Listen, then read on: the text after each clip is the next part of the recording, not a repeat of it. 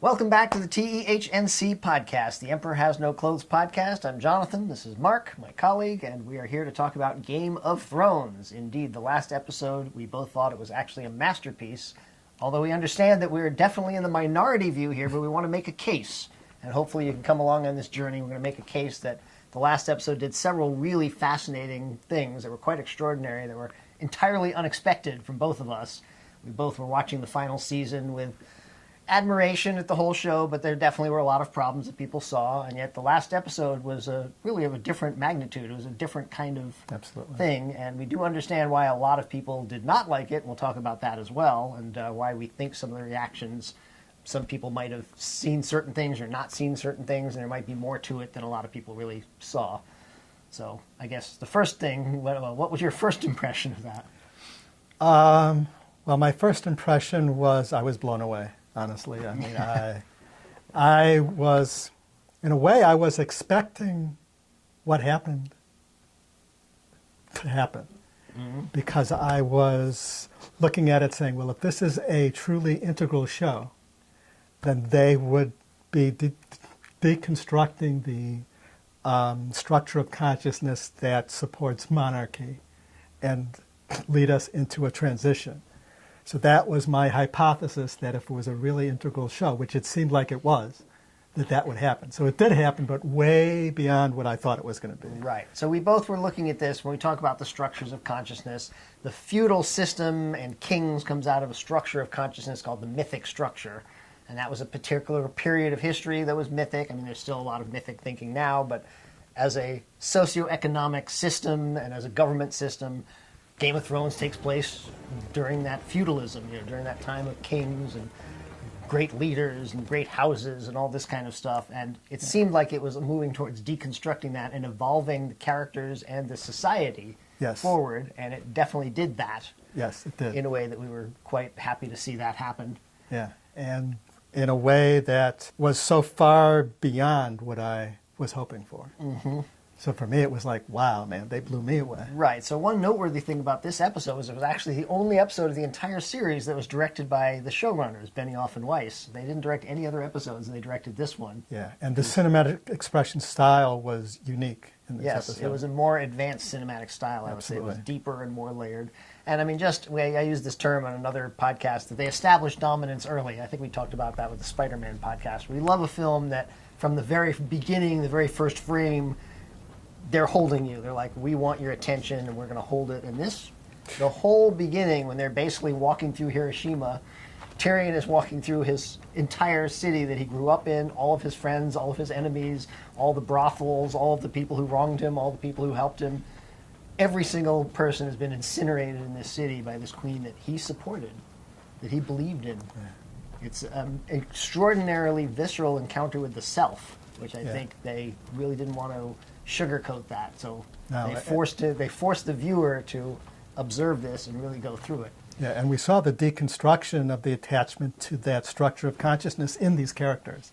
So in Tyrion, and later on, we see it happening with Jon Snow, right. Yeah. Yep. Tyrion is kind of the biggest arc. He's very much kind of egocentric at the beginning of the series, although he's still a very pluralistic character at the beginning. He sees more different types of people. Part of his developmental structure is kind of pluralistic and rational, but his emotional line at the beginning was egocentric. Right. And through the series, he's really kind of the main character in a way, because he's the one who evolved all the way through all the structures. Mm-hmm. Including having his illusions shattered. And to have him open the final episode, and for him to actually be the one who figures everything out finally, after he's made a lot of mistakes, is basically bringing his arc to a beautiful completion in the integral structure of consciousness. Right. Although I was watching one of the very early episodes, and there's the third episode when he goes to the wall with Jon Snow at the very beginning of the series. He actually says the only difference between these people and other people is just the accident of birth, essentially. I believe that the only difference between us and the wildlings is that when that war went up, our ancestors happened to live on the right side of it. that he understands that the commoners and the royalty are no different than one another.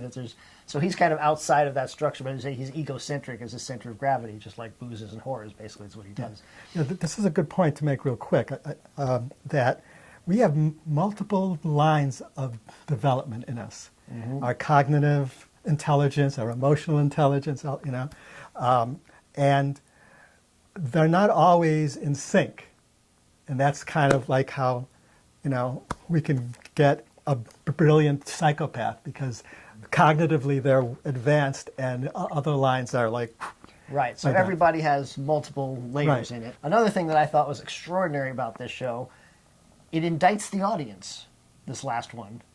Because all before that, it's all kind of plot. I mean, she's going crazy, and I have been rewatching some of the show at the beginning, and it's actually all there throughout the show. Daenerys That's a great point to really kind of point up, that when you go back, it's all there. Right, now that's something we're going to talk about a little later, but this final episode means now if you watch the show a second time, it's a completely different show. Every character is different, has a different resonance and a different meaning. And one of those is that Daenerys, all the way from the very beginning, you can see her kind of plotting.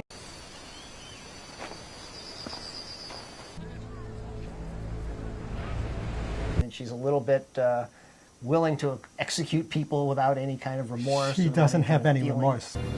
Look away, Khaleesi. No. Khaleesi?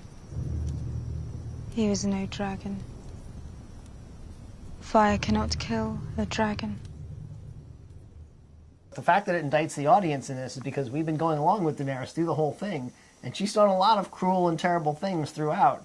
But we've always been like, she's the hero. She's freeing the slaves. She's going to free the slaves. She's Martin Luther King. She's incinerating all the masters. She's the same pathology that Killmonger had in Black Panther. That kind of, I'm going to kill all the oppressors in order to free the slaves, and then you become what you hate and fear. You become what you want to destroy. Yeah. And we kind of, as an audience, especially, I guess men especially, all fell in love with her, so we kind of give her a pass because we love her.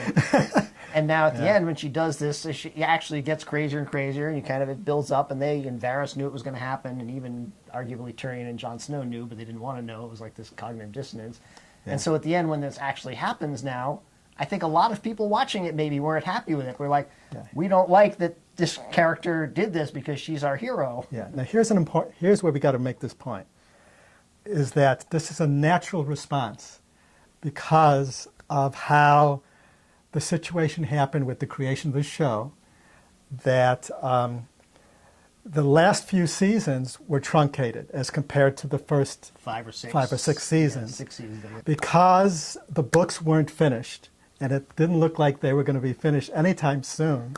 So they had to go off of an outline with where the show had to go, but they didn't have the books.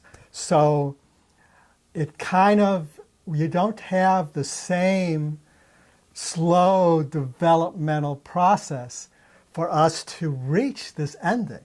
So while the ending is quite brilliant and perfect, and we look back and it is exactly what they were going for, we don't, for many people, they don't have enough of a progression to buy it. So at the end, many people, and this is a natural response because it's not all there, is, wait a minute, how did the character end up here? Mm-hmm. It's because that there's we got used to the first 5 or 6 seasons, that storytelling style, which is going deep into little moments and characters and a slow build and evolution of the characters. And then all of a sudden, and gradually, it's speed it up, and then bam, at the end. So that is a natural response. Right, and it is a problem. I mean, in the show, as a but they didn't have a choice. They didn't have a choice, but it makes it kind of a flawed masterpiece, yes. I would say, at the end, because a lot of people had trouble going on the journey with it because they did truncate lots of things. Yeah, and here's a great point. Yeah. I just want to share with people, I think it's a brilliant work in spite of all this because of what they were trying to do. I do not know of any other cinematic work that has attempted what they attempted here, which is to take you deep into a structure of consciousness. The mythic structure. The mythic structure, and get us sucked into it and try to evolve us out of it as an audience. that is amazing. And they probably would have done it if they had the full progression. And perhaps even the truncated version may shift some of us, but it's definitely not going to do it. But what they were attempting, I've never seen before. At this degree, the depth and the... Now, so as someone, I read one article online that was talking about how one of the problems with the final 2 seasons, especially the final season, is they eliminated middle acts or a second act. So you'd have a setup and then you immediately have a payoff. And a lot of people complain about it, where Jon Snow tells Sansa, you have to swear you won't tell anyone that I'm the son of, that I'm a Targaryen. And then the very next scene, Sansa tells Tyrion she's already plotting. So you, That's as the you say, you truncation. lose that. But you did make a point, though, that I thought was very valuable as a framework for me when I was watching the last ones, that they moved towards more archetypal storytelling. Yes. In a way. So the characters became more archetypal, and so their movements were more broad. But when you watch it again, I think that will be less... I think the whole show will be less bothersome to a lot of people the second time through. Yeah. I think the point that you made about the referential density is good to talk Referential about density of this show, which means that every scene now has extra depth because of things that we know about the scene. So things like Jaime Lannister is a stone-cold hero, and we don't realize that at the beginning because he's kind of a villainous bully throughout the beginning parts. He's a good fighter. He bullies people. He's big. He's mean. He's the brother of the queen, but he's also the king's guard because he can't have any other position because he stabbed the previous king in the back. And in the mythic structure, when you break a vow, that's worse than killing a guy who's incinerating all the city. So he's actually a hero. He sacrificed his entire reputation, his life really, in order to kill this mad king. And we kind of knew about this, but we didn't feel it or grok it until we saw Daenerys go nuclear on Westeros and literally slaughter the entire city because nobody stabbed her in the back when she was doing it. So now when you watch it again, you're going to realize that as much of a thug as he is, and he's screwing his sister and lots of other things he does that are very lousy, and he says, I did it for my house. But he actually, when it mattered, he was the only one. That was a heroic act. And in one of the first few episodes, again, I watched the first 3 episodes again, he actually has a discussion with someone. They say, what were all the other people doing? Everyone was just standing by. Nobody was doing anything, he says. He says, what did the king say when you stabbed him in the back? He said the same thing he'd been saying for hours. Burn them all. And it sounds rather terrible, and we're like, well, that's great that he did it. But now that we know what that means, he's a hero. Yeah. So that, when you go back now that you know the destination. Now that you know, and it's different. And just everything has changed. Right. And the other one I noticed, I haven't watched the whole show back through, but the scene at the very last episode of the first season, season 1, when Daenerys, this witch doctor, has basically killed her baby and zombified her husband, the Khal Drogo.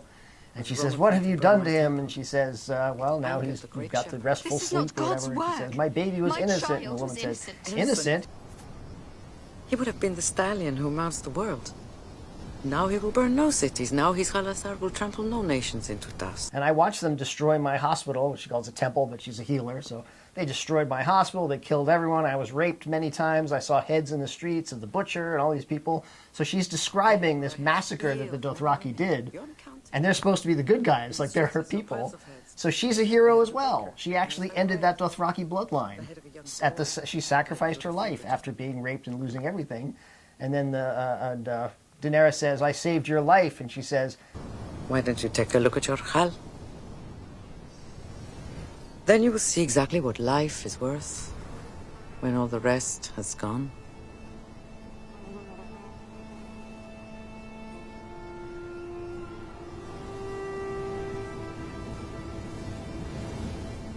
that's first season, the end of the first season. Yeah, it's all there. And man. then Daenerys burns her alive in this thing, and it's like rather horrible and horrifying, and it's like dramatic. But we kind of forget because she comes naked out of the thing with the dragons, and she looks delightful, naked, and she's got 3 dragons, and she's a hero again. And you kind of let go that you just roasted a woman alive who did something terrible to her. But looking at it now, that woman's a hero. She knew it was coming, and she said, I'm going to end that bloodline. And when you start seeing those moments, early moments, with Daenerys is watching people die at her hand, without a flinch, without any kind of remorse whatsoever. You can feel it. You can feel like, oh wow, she had that from the beginning. It's that easy I to didn't forget see that. it. Right. It's I easy to didn't see forget it. that, but actually through the whole show, she's progressively more and more violent and destructive and roasting people alive. And so this is actually a progression, but we didn't want to see it. So I think it's brilliant that it indicts the audience. In a way, this is like a major, big version of The Sixth Sense, where you watch the whole thing, and then at the end, it's like, well, wait a minute, what was I watching? It was like suddenly you have to go back and look and see, and it's all there. There's that term holonic structuring you talk about, which, yes, when you watch this again, you're going to see whole other streams running through it that they obviously knew where they were going. Yeah, so all the streams are there. So this final episode is exactly where they wanted to go from the beginning. It's just the last few seasons was truncated, and so for a lot of people it doesn't work, especially because they hooked us into the mythic structure, and all of a sudden they ripped it away instead of slowly dissolve it, which my sense is if they had finished with the books and done the full thing, you would have had more of a gradual. You know?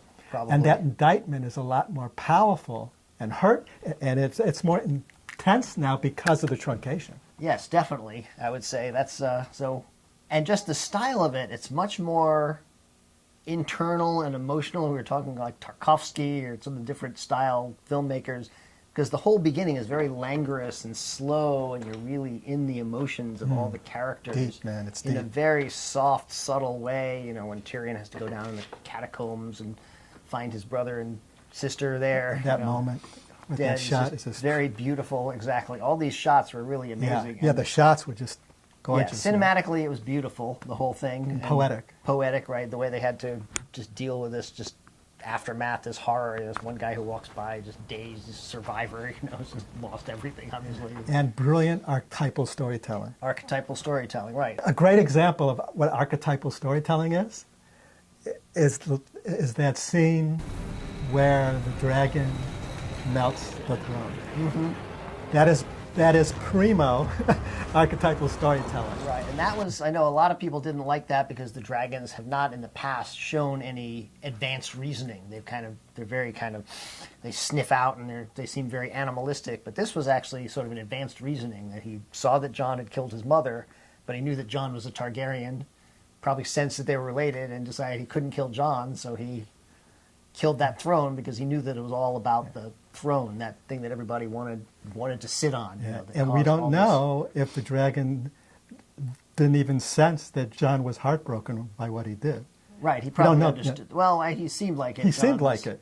He saw Jon holding her, so that was. But Yeah. but I think if you look at earlier stuff in the show, there's moments where we look into the dragon's eyes where they do feel conscious. There was a lot of moments where I was like going, I wonder if they're really intelligent, because there was something Right, in but their they eyes. Didn't, but they didn't really establish it No. much before that, so Yeah. that was another thing. Which But is nevertheless, part of the we both, truncation. I think, felt kind of a thrill when that happened because we had been anticipating that this show was actually going to be more specifically about the end of that feudal system, that one king to rule them all. That moment of the melting of the throne was for me like, wow, they did it, man. They totally They ended the actually did monarchy it. They ended the monarchy in a visceral, in a beautiful specific way, right? And before that, the scene when Jon and Tyrion go see Daenerys, and they've literally gone all Triumph of the Will on this. It's an explicit callback to the Triumph of the Will, which is the famous Nazi propaganda film made by Leni Riefenstahl, where Hitler's got this big rally, and he's chanting, he's up on this like long staircase up, exactly like the one they put her on. They have to go up those stairs, surrounded by these thousands of faceless troops, you know, and all in formation. And so that was an explicit reference to Triumph of the Will. So there's where you realize that, oh, we just saw a fascist rise.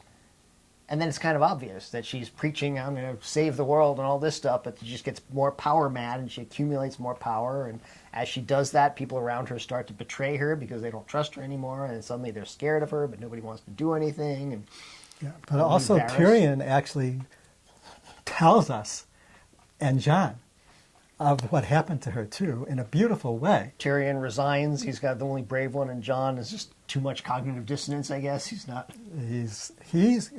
Jon is so attached to the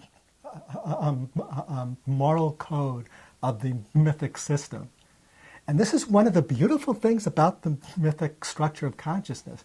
Every structure has its pathologies, but they also have really important stuff for us. Mm-hmm. And this honor and keeping your word and the code of honor of the knights, of the night watch, and Jon has this deep. And we can see how it actually, he's got to kind of wrestle with that code. And it's beautiful that basically Tyrion knows how to reach him, because he says to him, you are the shield that protects us. So he used... The shield that protects the realm. You are the shield that protects the realm. And now who is the most dangerous to the realm? Right.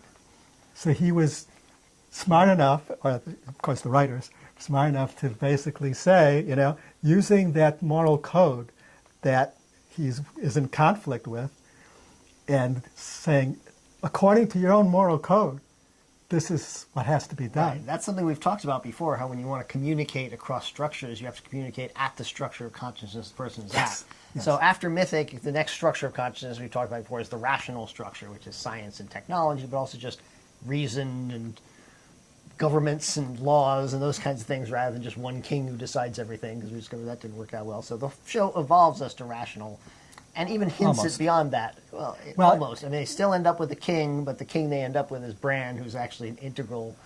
He lives in all times and all places and all worlds, and so. Yeah. And they break the chain of bloodline to the They throne, break the chain of bloodline, quite which is a explicitly. transition point, according to spiral dynamics, in between the mythic and the rational structure, as expressed in social systems.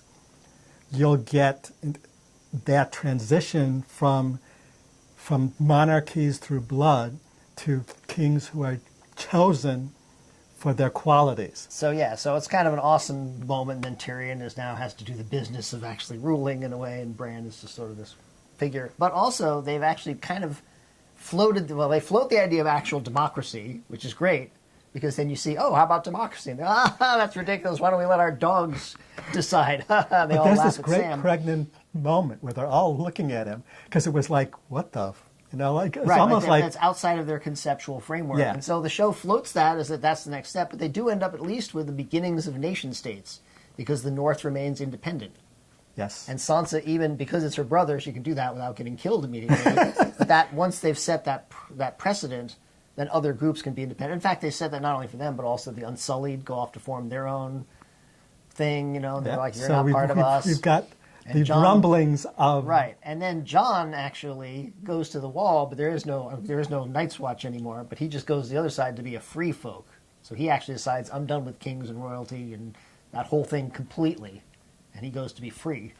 So it's very, as you say, an archetypal storytelling, but it's very beautiful the way they do that. Yeah, so all those elegant. different things, we were just blown away by it cinematically too. Just the pacing and rhythm of it was almost, to me, it felt like a meta commentary on Game of Thrones. As much as it is about the actual plot, it also is like stepping outside of Game of Thrones, saying, what is this show actually about? And we see it's actually about the rise of an authoritarian demagogue with nuclear weapons. So there's a contemporary resonance here, which we can't ignore, and we've talked about a little bit. We're going to talk about here. Now's a good time as any. So we were thinking about this, what would have happened if they could have taken 4 more years to do this show to really build that arc. And we don't know this, but we're speculating that maybe they said, because this show is about the rise of an authoritarian demagogue and the whole world is watching it, now's the time to wrap it up. Because authoritarian demagogues are rising all over the place, and maybe a lot of people watching this show will, whether they know it or not, but internally they'll internalize this idea of, oh yeah, when somebody's like, I'm going to free you all, but then it's like using dragons and violence, maybe that's not a good idea. And so it's very timely that they did this now. That's one of the things is they may not have been conscious of this, but one of the things in my research, in our research on the coevolution of the moving image, consciousness, culture, and society, what we really see is that from multiple directions. It's almost like there is an unseen intelligence to the evolutionary arc that puts pressure on the system, it gives us challenges, and it brings us certain situations to help us overcome things or challenge us. And in a way, if you look at what happened with behind the scenes of the Game of Thrones, that number one, the books were not being completed on time, and it looked like it was going to be a long time before they were coming, so they didn't, this was like they were stuck. Yep. My speculation is that George R. R. Martin made $300 million and something decided I don't feel like sitting down and typing my books out. Who knows? I've got a life. But yeah, so they had this situation. The books were completed. And the way the world was now all of a sudden mirroring them, perhaps they realized it or they didn't realize it, but there's a part of them that had to have realized it in some way. For sure. And so The world has changed in the last 9 years since if that we show had started. waited 4 more years for this, it would have been too late. So in a way, whatever the evolutionary impulse or the kind of guiding force of evolution, which there's pretty good solid evidence that we're not talking about God or whatever here. I mean, that's open for debate. But there is something about human evolution and natural evolution that there's a drive towards increasing complexity and wholeness. And it's throughout all the evidence. So this is, it fits right in. This show and how it was truncated and ending right now fits perfectly with the greater field of what's going on in the world. Yep. And also, I do think when people watch the show again, the whole show through, which people will, knowing what it is, I think it's going to gain in. There's going to be more appreciation for it. I think it's going to build. Its critical reputation is going to build over time. I don't think it's going to. And also, I was just seeing today, supposedly, what you hear online, the online world tends to be extremely negative and loud. So a lot of people actually were kind of okay with the final show. I was reading some things saying, well, my relatives thought it was pretty good, and they kind of wasn't perfect, but they kind of liked it. So it wasn't necessarily that much hatred. It's just someone set up the petition to redo them. Let's redo it. But so I think its reputation is going to be solid. I think people are going to watch the show, and when they see it again, knowing the arc, I think people will really appreciate what the show is doing throughout. And it's a pretty mind-blowing show.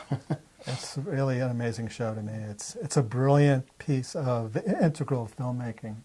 Absolutely. Mm-hmm. And there was just so much great stuff throughout the show as well. I mean, throughout the whole 8 seasons or whatever. Mm-hmm. But yeah, the last episode, though, if you watch it again, cinematically it's very different. It's very, I would say it's an indictment of the audience as much as of the character.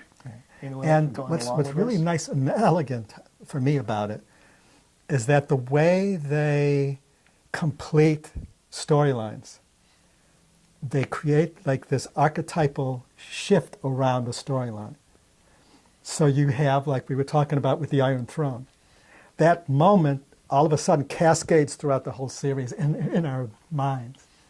That, okay, the throne, that the lineage, the whole thing, the burning of it, and then when we go back and see the Iron Throne, and all the things, like I went back and there was a conversation about kings and queens, and it was like so deeply resonant now, Yeah, well, every time you see the throne room, I was watching the first few episodes, and when Sansa first sees the throne, or actually it's when Ned first sees the throne room, it's the first time we see it. It's like, oh, it's this amazing throne room and stuff. But now knowing that the whole show is actually about this fruitless search for this fruitless quest to sit on this throne, because it's so important that I sit on the throne. In fact, even Tyrion's dad dies on the throne. Different throne. And this is a great point here. It's like, so the throne actually is a beautiful representation of the mythic structure and for the feudal system. So it's just this perfect symbol to end that system. To end it off. It's just amazing. So we're big fans of it. I guess we're going to talk a little bit. I don't know if we need to go into too much detail, but the approach, I can understand people complaining about the way it treated gender and race in this show. certainly, especially with race. I mean, there were only a handful of black characters in the entire series, and by the end, there were only 2 named black characters, one of whom got her head chopped off right near the end, and the other one of whom basically just became a vengeful savage who just started killing people because he was so upset. And I can understand people who are upset by that. I mean, hopefully the next future Games of Thrones will be more holistic in that way. You know, I think the treatment of women, they definitely got much more. Over that 9 years, the world changed a lot, and the show had to respond to some of that, and it seemed like they really tried to be much more. I mean, I think Cersei, in a way, was like the most amazing, fascinating character in the show. She was In amazing. a lot of ways. A great actress, too. And But it's Tyrion was also fantastic. important to note that it's a kind of a balancing act, because if you're doing a show about the feudal system, it takes place in the feudal system is like, it's patriarchal. It's insanely patriarchal. It's insanely, I mean, it's like hardcore patriarchal, you know, and it is, I mean, slavery is a big thing in the mythic structure. It's like no problem having slaves, and, you know, Yep. not until the rational structure do we start to realize, oh, that's not cool to, like, enslave people. Right, but one of the reasons we like Daenerys is she seems sort of pluralistic about, like, you won't be slaves. Anyone, you're free to follow Right. me or not follow me if you want to. Yeah, Later sure. on, actually, at the beginning, she says, you're free to follow me if you want, or if you don't want to, you don't have to. Later on, that ain't the case. Later on, if you decide you don't want to follow her, she's going to incinerate you, you know, and she does that to Sam's brother and father. Yeah. So I think if you watch it again, you can see her getting more and more in this direction. While it might have been a little sudden how quickly she transitioned into a genocidal mass murder, it's all kind of there. Yeah, it is all there. So it really was quite extraordinary, and so we understand if you didn't like it, but you might want to reconsider, at least watch the final few episodes again. The last 2 episodes are Yeah. quite horrifying. And just recognize that even though there wasn't a full arc to get there, all the pieces are there. It just didn't take the same time frame that it was at the beginning. So, Right, you know, it's right. But nevertheless, we both were watching the final episode just with our jaws on the floor. I could not believe it was so deep and resonant and just really stylistically different than the rest of the show. yeah. Much more elegiac, you know, much more, oh my God, what have we done? What hath God wrought? You know, so if you watch it again, I think you'll see that the whole show's different the second time through. Yeah. And we'll be back talking more about Game of Thrones and other wonderful integral films and other integral things. And thanks for joining us. Thank you. Peace Peace out.